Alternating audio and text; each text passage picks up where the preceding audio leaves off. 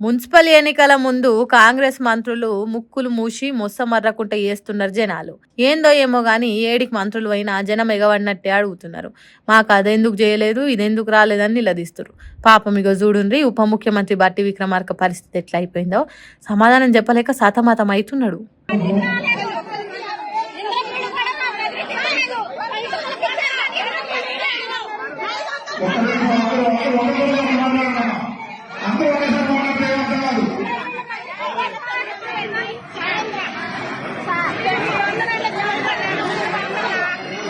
చూసిండ్రా ఎంతటి కోపం ఎల్లగాక్కుతున్నారో. పాపం ఓ దిక్కు కెమెరాలుండే, ఇంకో దిక్కు ఆ అక్క ఆగుకుంటా అడుగుతుండే. అందుకే ఏమనలేక ఏగలేకపోయిండు మంత్రి బట్టి సారు. ఇట్లా ఒక్క బట్టికే కాదు, అంతకుముందు ఇంకో మంత్రి వాకాటి శ్రీధర్ సార్కు మాకు నెలకు 2500 ఎప్పుడు ఇస్తావో చెప్పని అడిగినరు. ఇంకో మంత్రి దామోదరం రాజనరసింహ ఇందిరమ్మ చీరలు వంచుతుంటే చీరల తర్వాత మాకు ఇస్తానన్న 2500 ఎప్పటి నుంచి ఇస్తారో చెప్పుండ్రని అందరి ముంగట నిలదీసింది.